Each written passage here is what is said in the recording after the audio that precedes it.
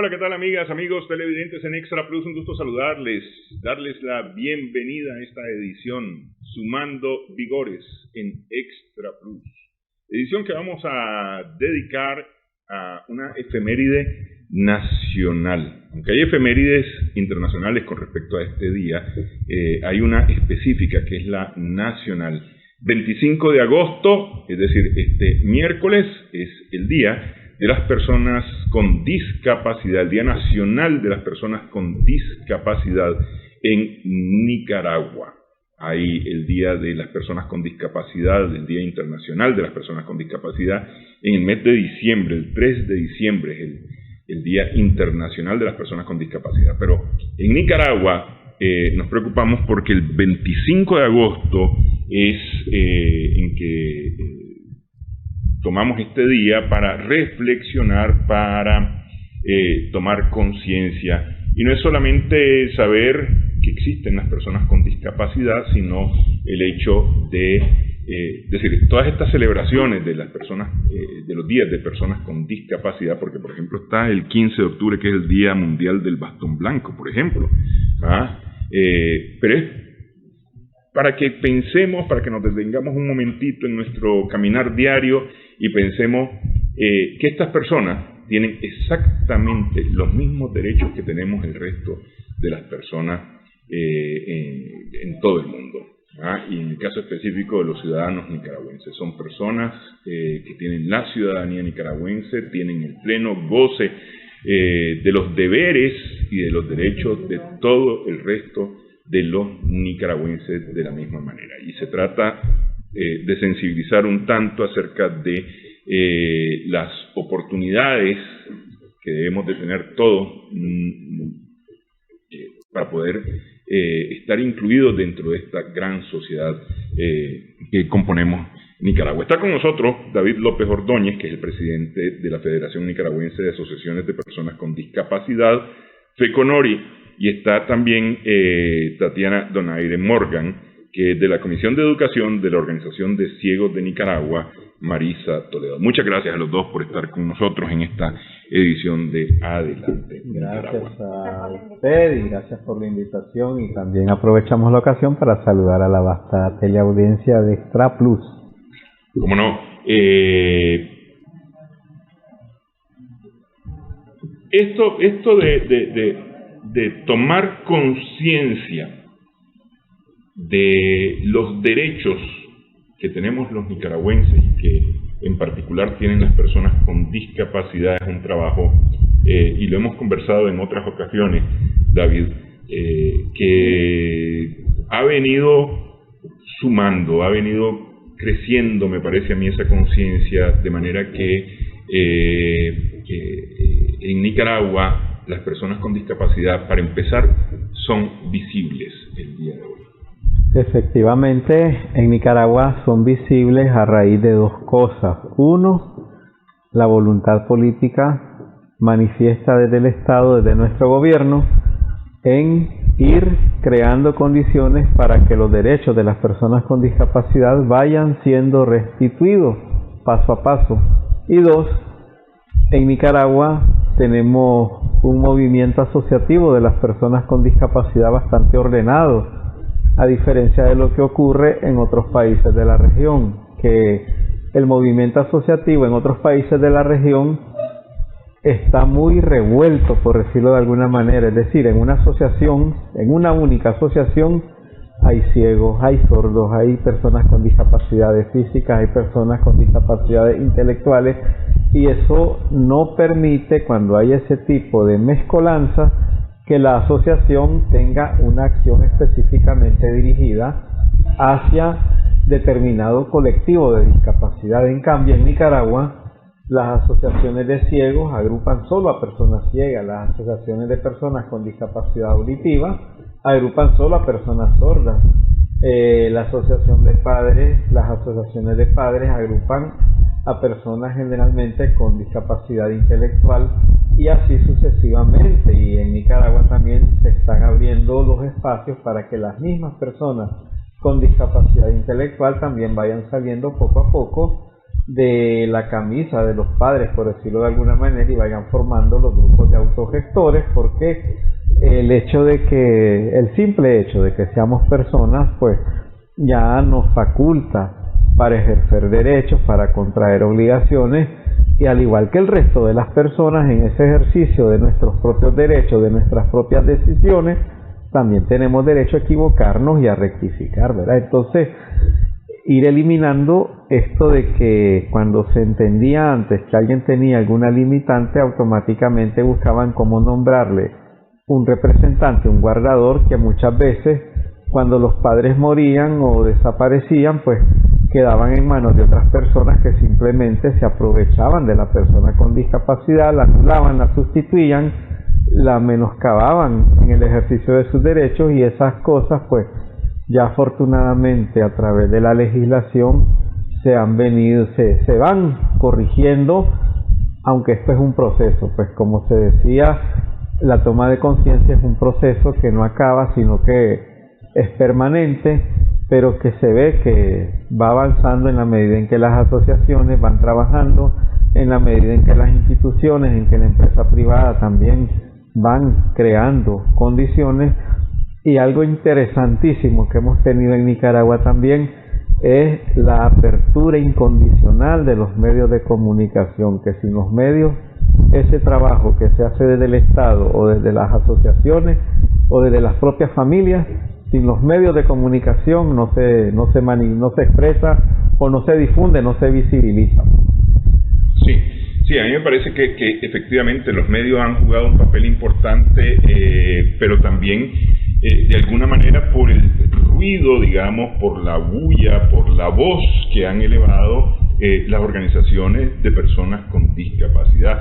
Y pongo un ejemplo claro, es decir, el Teletón me parece a mí que puso de manifiesto, puso sobre el tapete de la opinión pública a los niños y jóvenes con discapacidad en la necesidad de la atención que requerían, ¿no? Que si bien existía antes los Pipitos, que era la asociación de padres con niños con discapacidad, es con el Teletón que realmente se hace la bulla para lograr ponerlo de manifiesto, ponerlo sobre el tapete de la opinión pública, ¿no? Así es, eso es innegable, aunque en el fondo no estábamos de acuerdo con el contenido, pero a nivel general se ponía en la palestra pública la temática de la discapacidad, pues.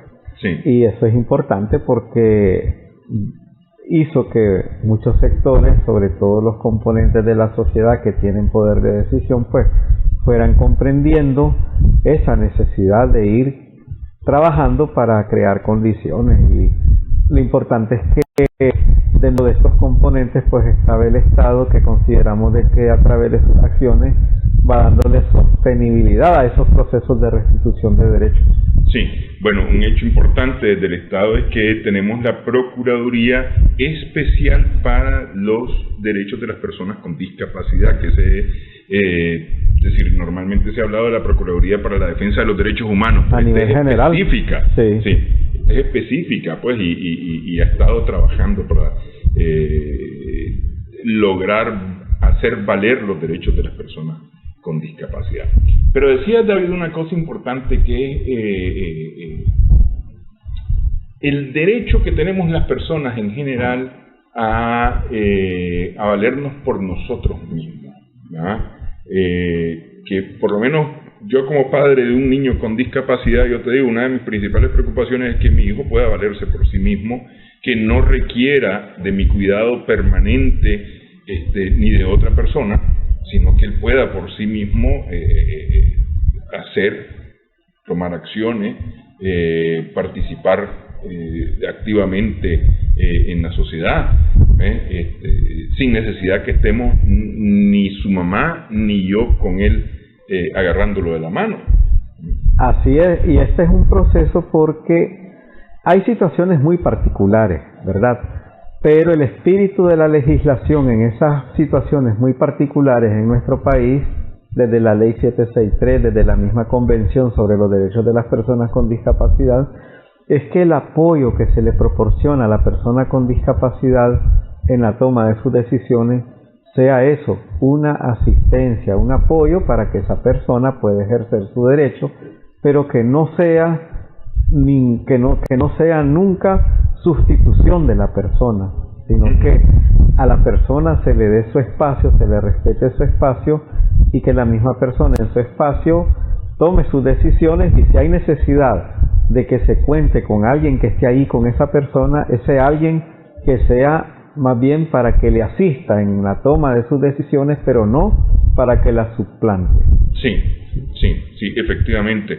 Y mencionabas el tema de la convención. La convención se aprobó en el 2006, la suscribieron 180 países alrededor del planeta, y una cosa muy importante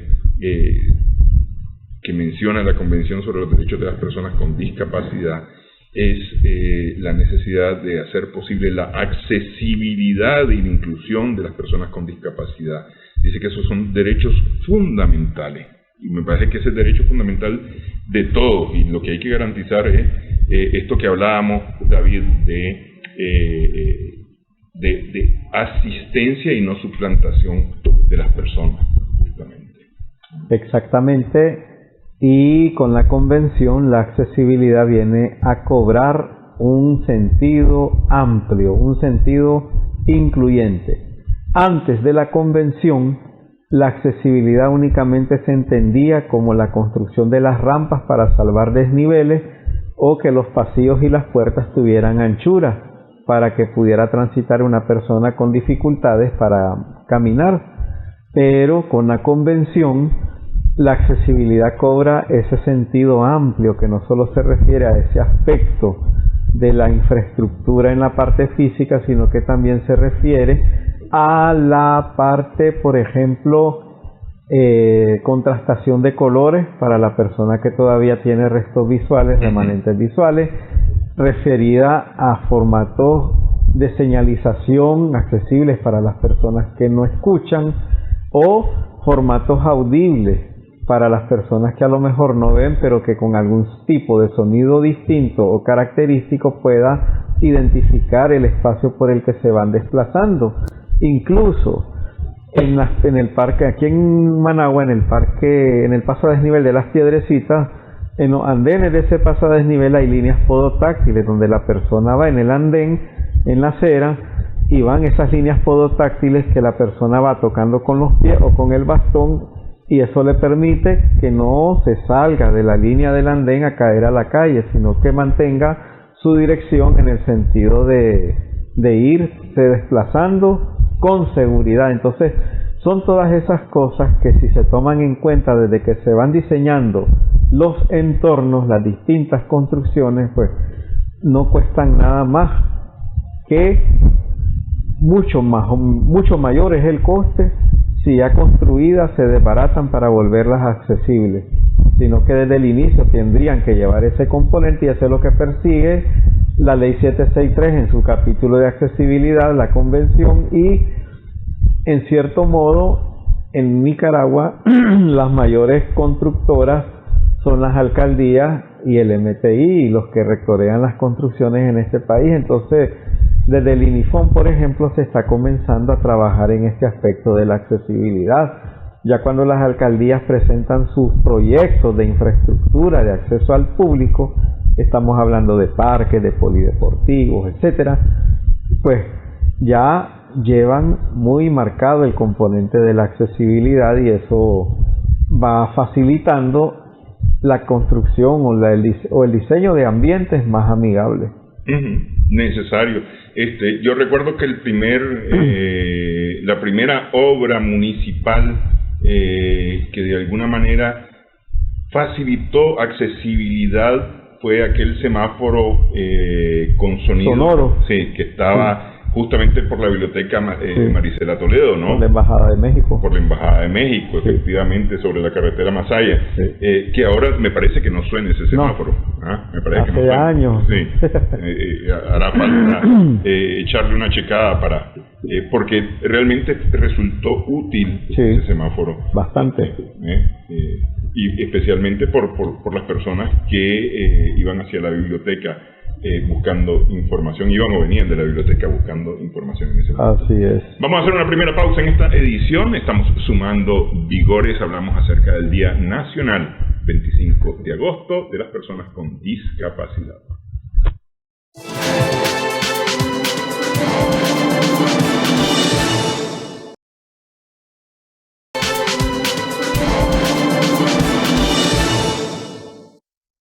Continuamos sumando vigores en Extra Plus. Estamos conversando con David López Ordóñez, que es el presidente de FECONORI, que es la Federación Nicaragüense de Asociaciones de Personas con Discapacidad, y Tatiana Donaire Morgan, que está en la Comisión de Educación de una de estas organizaciones que componen FECONORI, que es la Organización de Ciegos de Nicaragua, Marisela Toledo. Me parece a mí que la biblioteca, Tatiana, la biblioteca Marisela Toledo, que ya tiene más de 30 años, me parece que tiene la biblioteca, es como un gran logro para las personas ciegas. No sé, para empezar. Así es, dentro de esa accesibilidad de la que hablaba David está la comunicación, el acceso a la información, que en el caso de las personas ciegas se da a través del sistema de lectoescritura braille. Y entonces, al haber una biblioteca para personas ciegas, toda la literatura, todo el acceso a la información viene en un 100% en braille. Y entonces la persona ciega puede acceder a la información a través de la lectura del sistema braille, que se hace con la parte táctil.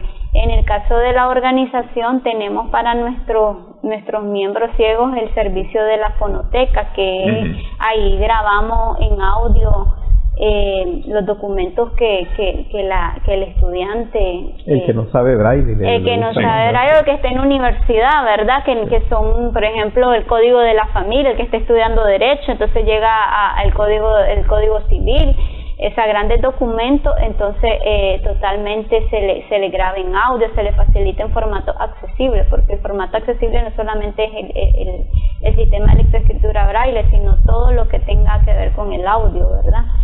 Y entonces el que haya una biblioteca, y no solo esa biblioteca, sino también las bibliotecas que presten ese servicio, ¿verdad? Que sean en formato accesible toda la información que tienen.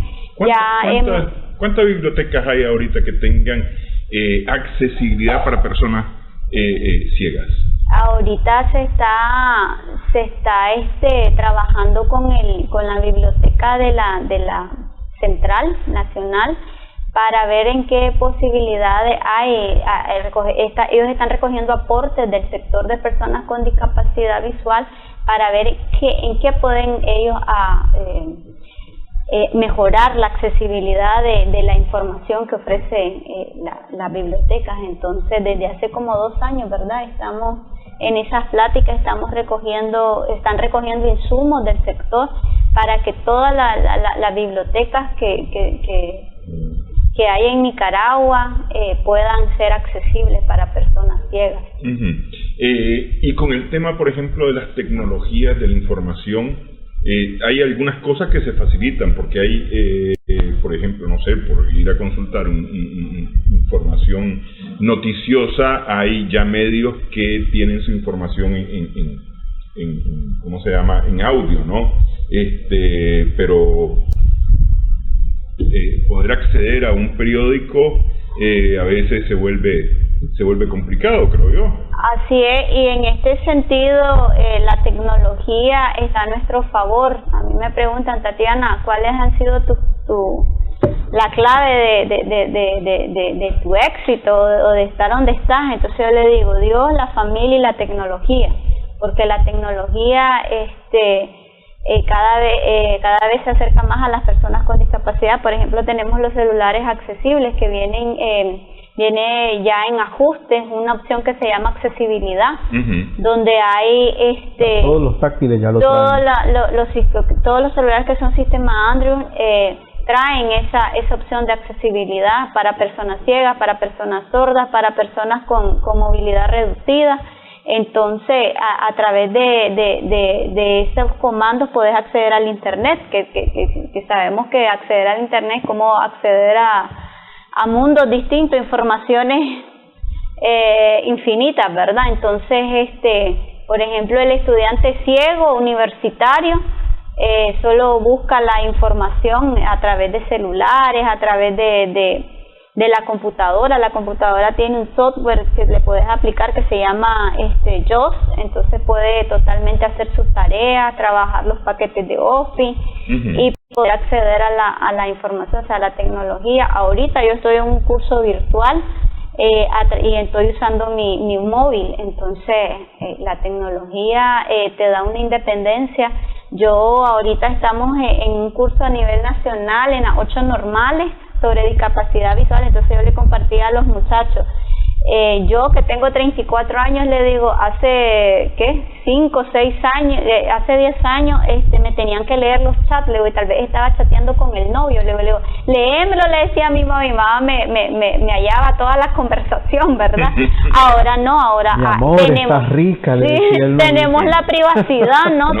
Nos vemos hoy en la noche. Sí, y ahora tenemos esa privacidad, nos da esa pauta, ¿verdad? De tener privacidad, ¿no? Porque podemos instalar nuestro WhatsApp, podemos escucharlo, podemos mandar audio, podemos estar en nuestras redes sociales interactuando, tener Facebook, tener Instagram, y entonces pues, la persona con discapacidad y más el que quiere tener una carrera, después graduarse, después laborar, si no está con la tecnología no hay avance en la parte profesional. Ok. Ya que tocaste la parte profesional, ¿en qué se ha avanzado, si se ha avanzado, para la inclusión de las personas con limitaciones visuales en educación primaria, en educación secundaria, en educación universitaria? Muchísimo. Yo que te digo, y a mucha honra y honor, 34 años, de aquí, le digo yo les compartía también a los normalistas que en 11 años hemos avanzado tanto. Antes, por ejemplo, ese curso que se está dando en las 8 normales sobre discapacidad visual, nosotros teníamos que hacerlo en las normales con proyectos. Ahora el Ministerio de Educación nos contrató, lo asume institucionalmente y lo está pagando los facilitadores, está pagando, o sea, todo el material de apoyo. Entonces, cuando en el 2015 estábamos nosotros con proyectos haciendo, ¿verdad? Nos abrían las puertas, pero nosotros éramos los que costeábamos. Ahora no, un curso un tallercito de 4 o 3 horas, ahora no, ahora son 20 encuentros, estamos desde abril hasta octubre. Entonces yo le digo que es un sueño hecho realidad para mí en lo personal, que he dado seguimiento a este proceso, ¿no? De incidencia desde el 2011, entonces hemos avanzado un montón.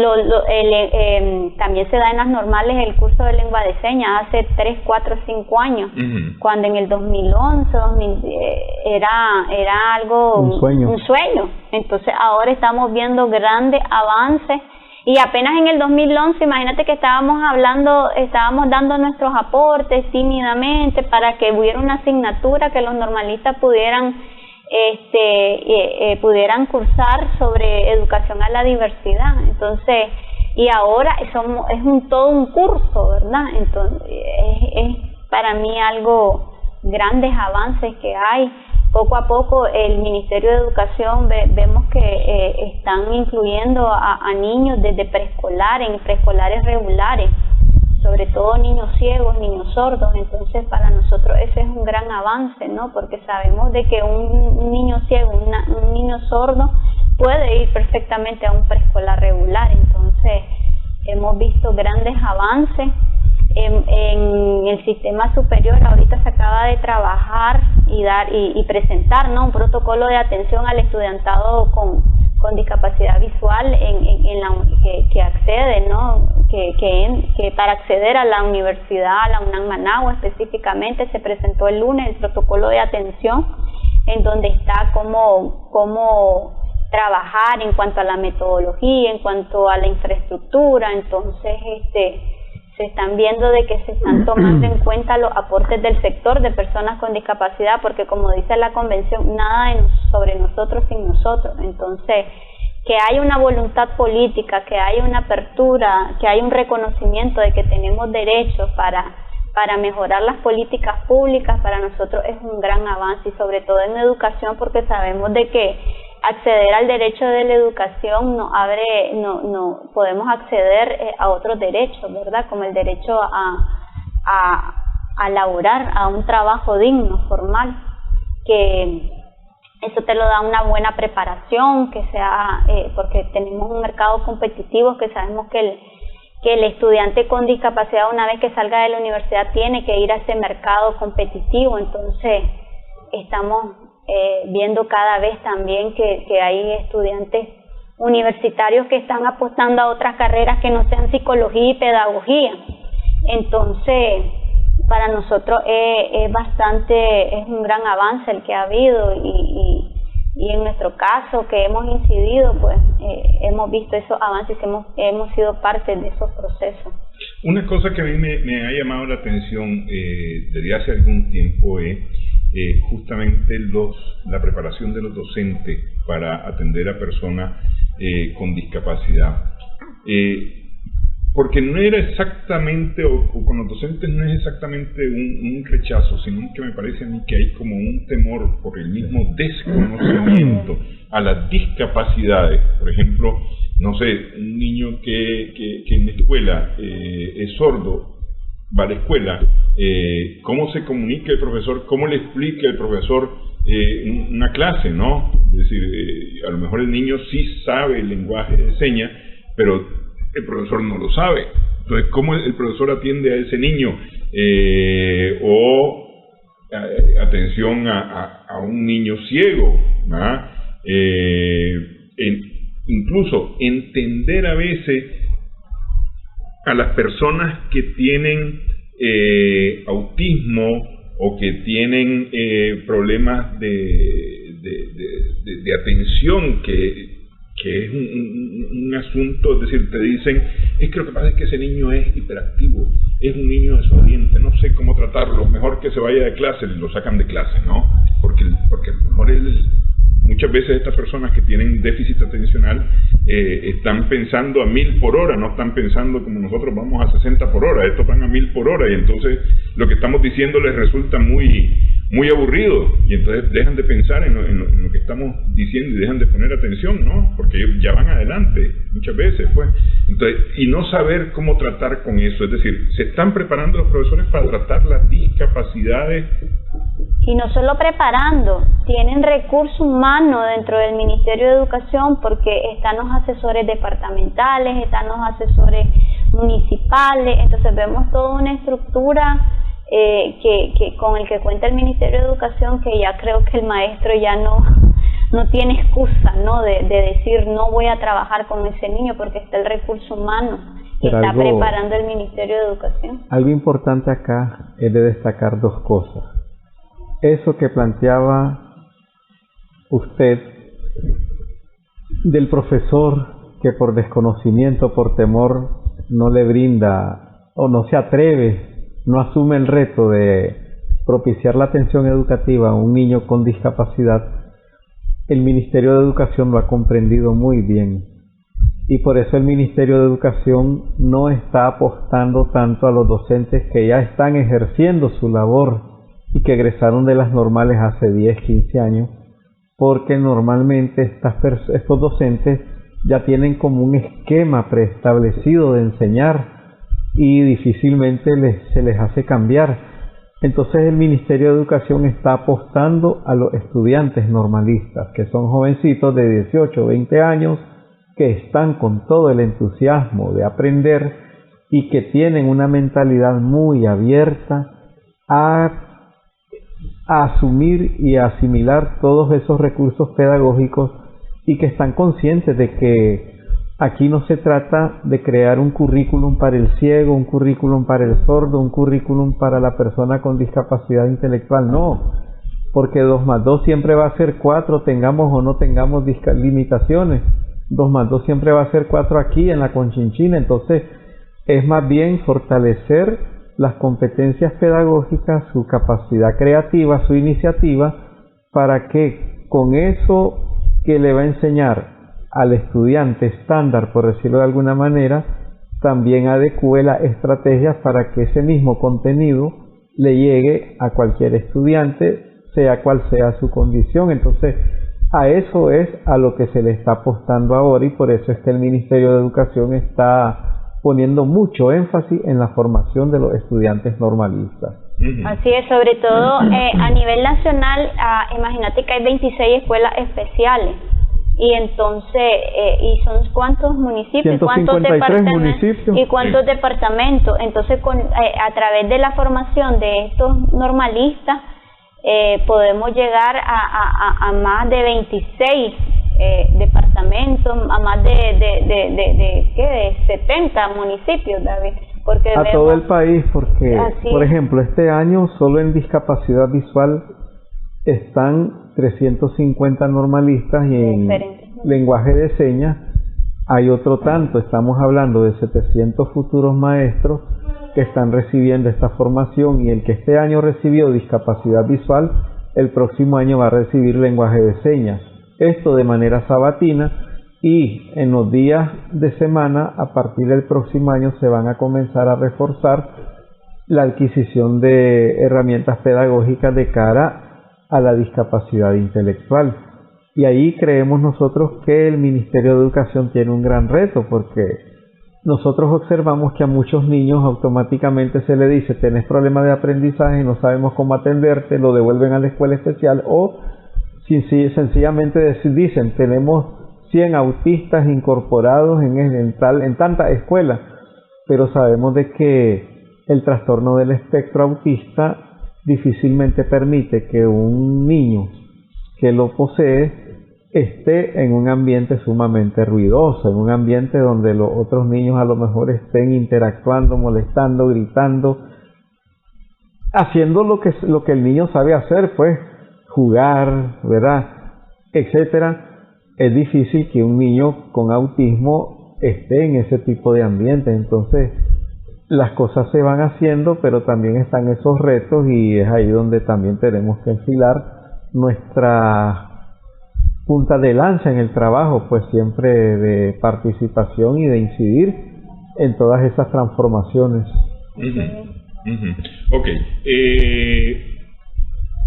Yo todo el tiempo he creído que, y alguna vez lo conversamos, David, que todos, absolutamente todos tenemos una capacidad más desarrollada que otras. Tenemos capacidades menos desarrolladas, pues, lo que de alguna manera nos convierte a todos tenemos capacidades diferentes.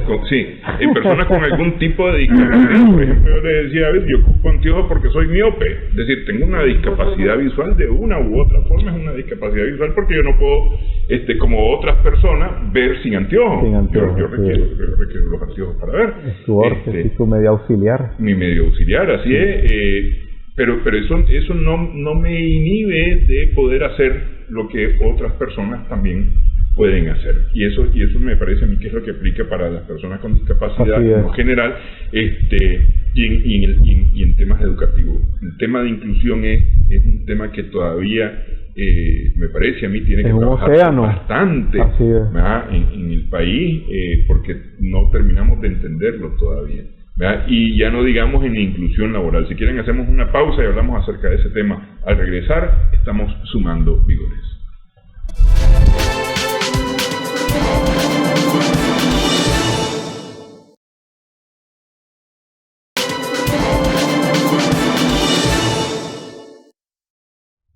Continuamos sumando vigores en Extra Plus. El tema de la inclusión, decía yo, es un tema que apenas estamos viendo, pero allá la puntita, pero es que ni siquiera es la punta entera del iceberg. Estamos viendo la puntita nada más en este tema de inclusión. Ya hablábamos del tema educativo. La inclusión laboral, me parece que hay ya varios casos importantes de inclusión laboral, es decir, el mismo hecho, por ejemplo, de que personas con algún tipo de discapacidad se gradúen de la universidad y lleguen a los mercados laborales, es una cosa muy positiva, pero me da la impresión, pese a la ley, pese a los mensajes y demás, que no todas las empresas estamos listas para trabajar con personas con discapacidad. Efectivamente,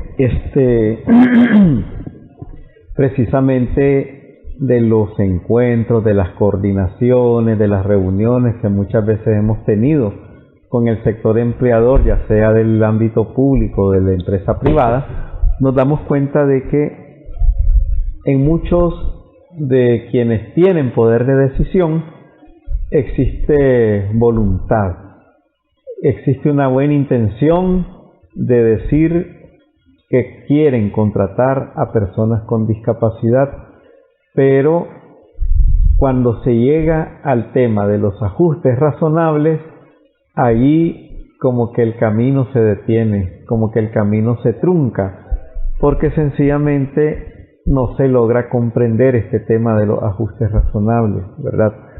Básicamente, cuando hablamos de ajustes razonables, nos referimos a medidas particulares, dirigidas específicamente al individuo.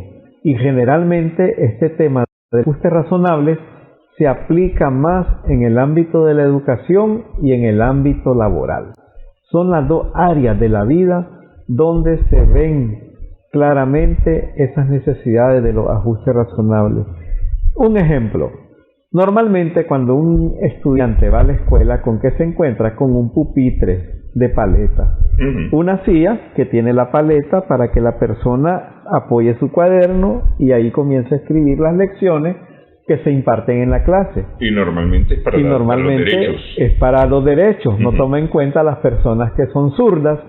Y en mi caso, por ejemplo, cuando yo estudiaba, yo tomaba mis apuntes en la máquina braille. Sí. La máquina braille, aparte que era muy pesada, ocupaba bastante espacio y la paleta de la silla no me servía, la paleta del pupitre no me servía, y en ese sentido un ajuste razonable que era que en el aula de clase donde estaban todos los compañeros y compañeras con sus pupitres de paleta, a mí me ponían una mesita para que alcanzara mi máquina y alcanzaran mis apuntes en la misma mesa. Ese era un ajuste razonable, y así sucesivamente en el ámbito laboral se aplica este tema de los ajustes razonables. Y en ese sentido, pues, un avance para nosotros significativo es que el año pasado, en octubre, el Ministerio del Trabajo institucionalizó dentro de sus normativas un manual orientador a la inclusión laboral y de personas con discapacidad, y este manual está dirigido al sector empleador. Y en el manual se explica bastante claro el tema de los ajustes razonables, y se colocan dentro del mismo manual muchos ejemplos, y estos ajustes razonables van por tipo de discapacidad. Por ejemplo, en el ámbito laboral, ¿qué ajuste razonable se puede diseñar para un trabajador ciego, para un trabajador con discapacidad auditiva, para un trabajador que tiene discapacidades físicas, etcétera? Pero se colocan a manera de ejemplo, porque la realidad concreta es la que va a determinar el tipo de ajuste razonable que va a requerir determinada persona. Y algo sí interesante que también en Nicaragua existe es que con la aprobación de la ley 822, que es la ley de concertación tributaria, allá por el año 2014, se logró que los legisladores, dentro de la ley, en el artículo 39, en el inciso 10, quedara establecido que las inversiones que realizan los empleadores en ajustes razonables para crear un ambiente laboral amigable con un trabajador contratado que posea discapacidad, esos ajustes razonables, esas inversiones son deducibles de impuestos, ¿verdad? Porque aquí el legislador lo que está valorando es la oportunidad de inclusión laboral que el empleador está propiciando en su empresa, en su negocio, y de esa manera, pues, lo que trata de fortalecer es que también la persona con discapacidad vaya teniendo currículum laboral, ¿verdad? Entonces, son situaciones, son aspectos que se tienen que seguir enseñando, se tienen que seguir divulgando para que los empleadores comprendan de qué se trata, y no se trata de que el empleo se da por favor, sino que sencillamente es un derecho como el de cualquier persona en edad laboral. Justamente al principio del programa hablábamos acerca de la necesidad de la realización de la persona como tal, ¿no? Y decíamos que las personas con discapacidad pueden requerir de un apoyo, pero no de alguien que lo suplante, ¿no? Y justamente la oportunidad del trabajo, de tener un trabajo, permite la realización de las personas. Es decir, tiene sus propios ingresos, puede sostenerse, puede tener independencia económica, etcétera, ¿no? ¿Qué tanto realmente están las personas con discapacidad trabajando con acceso al mercado laboral? Tenemos que hablar de lo formal y lo no formal. A través del INATEC está haciendo un trabajo arduo en cuanto a la capacitación hacia las personas con discapacidad de los cursos que ofrecen, por ejemplo, en elaboración de vinos, elaboración de encurtidos, carreras técnicas de piñatas, informática. Entonces todo eso te permite apostar a un trabajo, pues tal vez no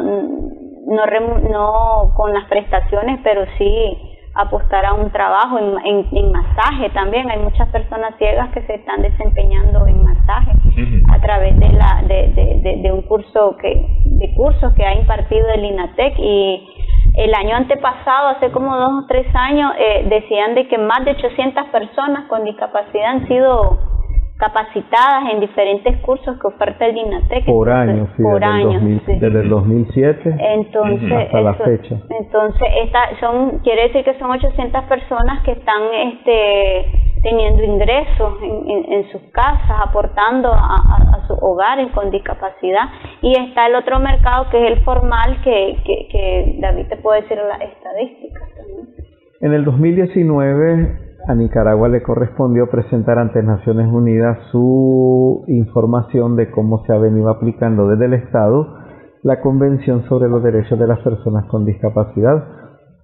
En esa época, hace 2 años, el Estado expresaba contar entre sus instituciones, los distintos poderes que lo conforman, etcétera, más de 170,000 trabajadores.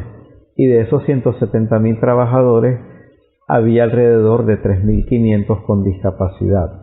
De la empresa privada no tenemos información, pero sí sabemos de que hay cadenas de supermercados, no vamos a decir el nombre, también cadenas de comidas rápidas que tienen como política la contratación de personas con discapacidad. Incluso si ustedes visitan algún supermercado van a ver que en la caja, por ejemplo, hay personas con discapacidad auditiva que están llevando la operación de la caja, y cuando va llegando el cliente le hacen señas para que se fijen bien en cómo van sumando las cuentas. Y si el cliente requiere de mayor información, pues automáticamente la persona sorda hace señas y llama al supervisor para que ya se entienda con el cliente. Pero sí existen esos avances, aunque no tenemos números exactos de personas con discapacidad contratadas laboralmente. Y lo otro es de que, así es, el Ministerio de la Economía Familiar también ha propuesto la alternativa del desarrollo de los emprendimientos a personas con discapacidad en un programa específicamente dirigido a este sector denominado Nicaragua Fuerza Bendita, bajo el lema que también se utiliza para el resto de los emprendimientos que se dirigen a la población en general: aprender, emprender y prosperar. Fíjate, eso que decías de personas con discapacidad auditiva en las cajas de los supermercados. A mí me tocó estar en una caja y vi yo vi el rótulo que decía que esa caja estaba siendo operada por una persona con discapacidad auditiva. no recuerdo exactamente cómo era que lo describía, pero exacto. Es decir, pero ahí ese era el asunto, ¿no? Pero la persona que iba delante mío no se fijó que era así, y quiso discutir con el muchacho de la caja, ¿no? Y entonces aquel puso cara de sorpresa, el cajero puso cara de sorpresa, porque la verdad es que no lograba entender. Entonces yo le hice señas delante al mío cliente, para que leyera el rótulo y se enterara de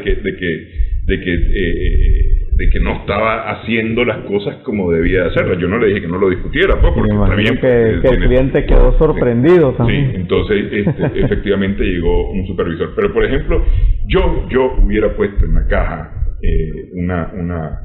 una iconografía, claro, que mostrara además no solo la letra, sino también el símbolo, la imagen. Pero fíjate, una iconografía que por lo menos me permitiera agradecer a esa persona por la atención. Claro. Porque es decir, yo lo que hice fue levantar los dedos pulgares, es decir, para decirle gracias, pues. Claro. ¿Me entendés? O hacerle así. Sí. Bueno, eso. Bien sencillo. Bien sencillo, sí, pero fíjate, te pones esa iconografía y ya por lo menos la persona atendida puede agradecer. Así es. Y aquí él se puede sentir más contento con su labor. Y yo creo que todo esto lo que se tiene que recoger también que es una responsabilidad tanto de la empresa pública como de la empresa privada también, porque muchos dicen, pero las instituciones del Estado, pero también las instituciones privadas deben de cumplir con esta cuota de que pide la ley para uno por cada 50, que es el 2%. Es que fíjate que hoy es un tema de cuota. Sí. Pero a mí me parece que debemos de llegar al momento en que eso no sea necesario.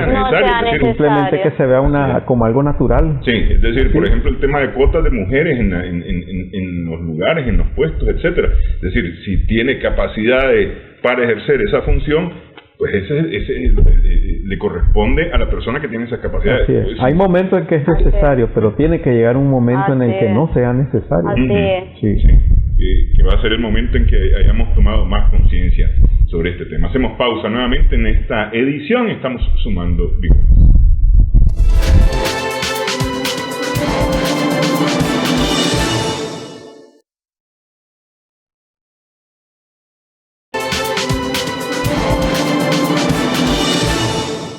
Continuamos sumando vigores en Extra Plus. Estamos conversando a propósito de la celebración 25 de agosto, Día Nacional de las Personas con Discapacidad.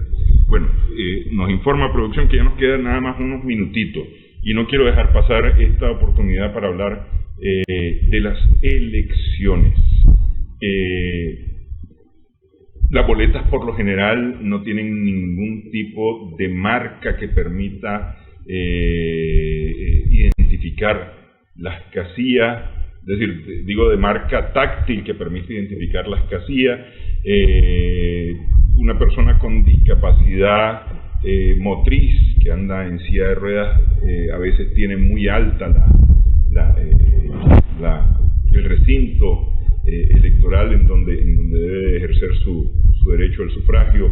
En fin, hay varias cosas. Yo no sé si ustedes han logrado conversar con las autoridades electorales para permitir el acceso a las personas con discapacidad a las elecciones. Efectivamente, nosotros hemos sentido que ha habido un enorme cambio desde que se eligieron estos nuevos magistrados. Con los magistrados anteriores era difícil entablar coordinaciones.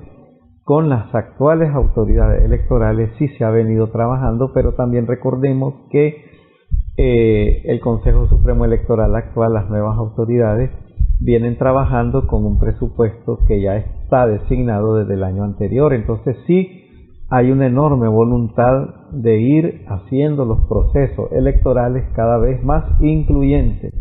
De momento, ¿qué es lo que se tiene?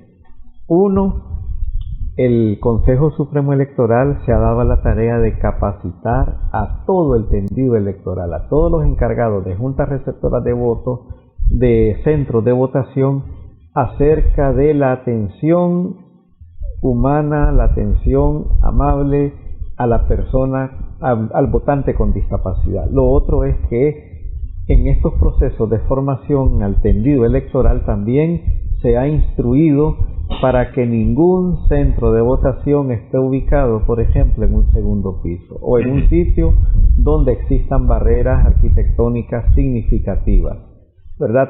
Lo otro es que a través de los distintos spots publicitarios que se van a observar que se observan desde la verificación y que se van a continuar observando hasta el día de la elección, se van a ver a personas con discapacidad como parte de esos spots, dando o motivando no solo al ejercicio de su derecho ciudadano, sino también a que el tendido electoral, los encargados de junta, pues sepan que el día de la votación, a cada centro de votación acudirán compañeros y compañeras con discapacidad a ejercer el sufragio.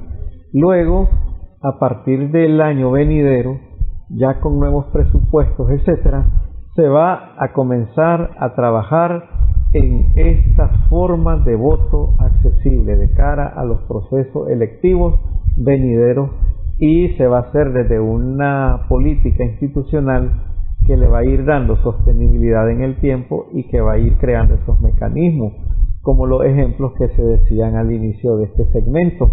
Eran las boletas con relieves perceptibles que permitan al ciego votante diferenciar entre una casilla y otra, los colores bien marcados para que la persona y bien señalizados para que la persona con discapacidad auditiva pueda guiarse, o la persona con remanentes visuales pueda guiarse también, y con simbología, pictogramas, etcétera, para que también el votante que presenta discapacidad intelectual pues también pueda tener una forma de votación accesible, y eso va a permitir que el voto se vaya ejerciendo cada vez de manera más autónoma por parte de quienes presentamos discapacidad, y que otra persona no vote por nosotros, porque a veces pues uno dice que es de la entera confianza a la persona, pero en muchos casos no sabemos hasta dónde se aplica esa entera confianza. Entonces lo que se busca en el